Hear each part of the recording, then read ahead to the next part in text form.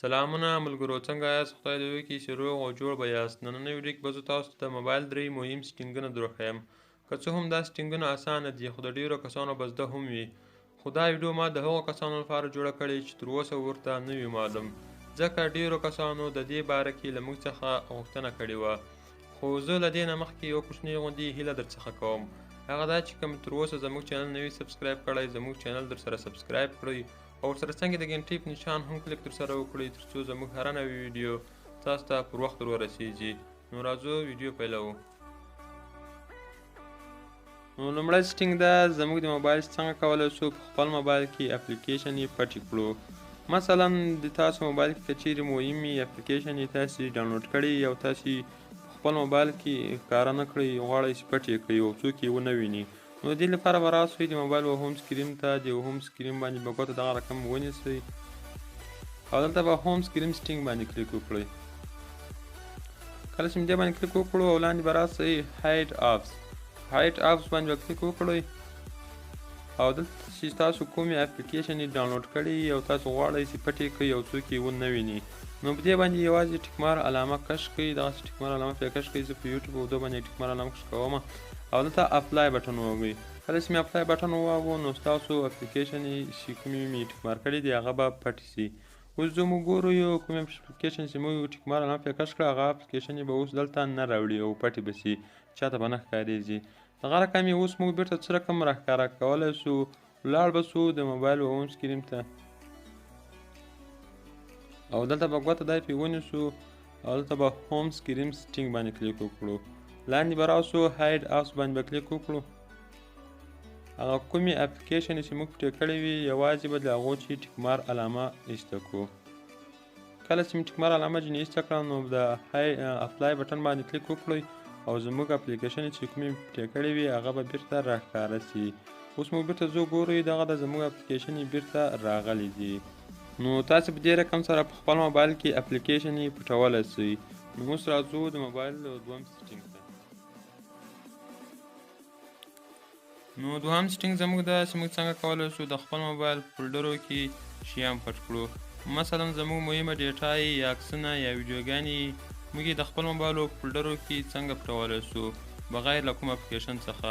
نو دې لپاره به تاسو راسئ لومړی مای فایلز ته، مای فایلز باندې به کلیک وکړئ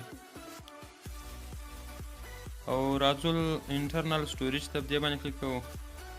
نو زه دلته یو فولډر پټوم غواړم، دلته راځم کین ماسټر فولډر باندې کلیک کوم او دلته به د اډیو فولډر باندې کلیک کوم. نو زه غواړم چې دغه اډیو فولډر پټ کړم. نو دې لپاره به د اډیو فولډر باندې ګوته ونیسم او بیا به دا کونج کې به د دریو خطو باندې کلیک وکړم او دلته به رینیم ته راسم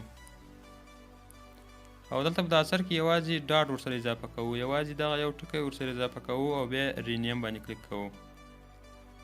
نو اوس زموږ هغه فولډر پټ شو، هغه د اډیو فولډر چې موږ غوښتو هغه پټ شو.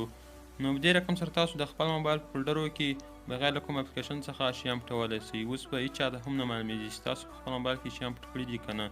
نو اوس یې موږ بېرته څرنګه پیدا کولی شو. اوس زه موږ بېرته راځو انټرنل سټوریج ته راځو او بیا به دا کونج کې به د دریو خطو باندې کلیک کوو او بیا د لاندې اپشن سټینګ اپشن باندې کلیک کوو او د لاندې دغه دوه اپشنه دا اون کوو. کله چې دا دوه اپشنه اون کړو او زموږ چې کوم شی پټ کړي وو هغه به بېرته پیدا شي. اوس بېرته موږ راځو ګورو یو دغه د موږ چې کومه اډیو فولډر پټ کړی وو هغه بېرته را پیدا شو. نو تاسو هم په دې رقم سره د خپل موبایل فولډرو کې شیان پټولی شئ. اوس موږ بېرته راځو په رینیم باندې کلیک کوو او دغه ټکی جنیسته کوو او رینیم کوو یې. اوس زموږ فولډر دوه وارې نه پټېږي، یوازې دا ټکی ورکوئ نو ستاسو موبایل فولډرو کې به شیان پټېږي. نو تاسو هم په دې رقم سره د خپل موبایل فولډرو کې شیان پټولی شئ. راځو دریم سټینګ ته. نو دریم سټینګ دا څنګه کولی شو په خپل موبایل کې نمبر بلاک کړو. مثلا که چیرې تاسو څوک زنګ وهي، تاسې تنګوي یا پازابوي او تاسو نه غواړئ د هغو موبایل ته ځواب ورکړئ، نو تاسې په خپل موبایل کې د هغو نمبر بلاکولی شئ تر څو بیا هغه ونشي کولی چې ستاسو موبایل ته زنګ راووهي. نو د دې لپاره به تاسو لومړی راسئ د موبایل ډایل اپ ته. مثلا زه دغه نمبر بلاکوم په دې نمبرو باندې کلیک کوم او بیا بلاکون چې په دا دریو خطو باندې کلیک کوم او بیا دلته دریم اپشن ده بلاک کنټاکټ دې باندې کلیک کوم او دلته بیا دا بلاک باندې کلیک کوم نو اوس دغه نمبر د موږ په موبایل کې بلاک شو اوس دغه موږ ته زنګ نشي وهلی او دغه رقم یې زه بیرته ان بلاک کوم بیا په دا اکاونټ کې په دا دریو خطو باندې کلیک کوم او بیا دلته ان بلاک کنټاکټ د ان بلاک کنټاکټ باندې کلیک کوم اوس زموږ سره چې کوم نمبر بلاک کړی و هغه بیرته ان بلاک شو اوس دغه نمبر بیرته موږ ته زنګ وهلی شي نو تاسې په خپل موبایل کې په دې رقم سره نمبر بلاکولی شئ هغه کسان چې غواړي چې ستاسو موبایل ته زنګ ووهي او تاسې په عذاب کې نو په دې رقم سره یې په خپل موبایل کې بلاکولی شئ نو ملګرو که مې ویډیو خوښه سوې وي ویډیو لایک کړئ او د نورو داسې ښایسته ښایسته ویډیو کولو لپاره د خان ټیک په نوم چینل سره سبسکرایب کړئ تر بیا او تر بلې ویډیو پورې د خدای په امان الله مو مل شي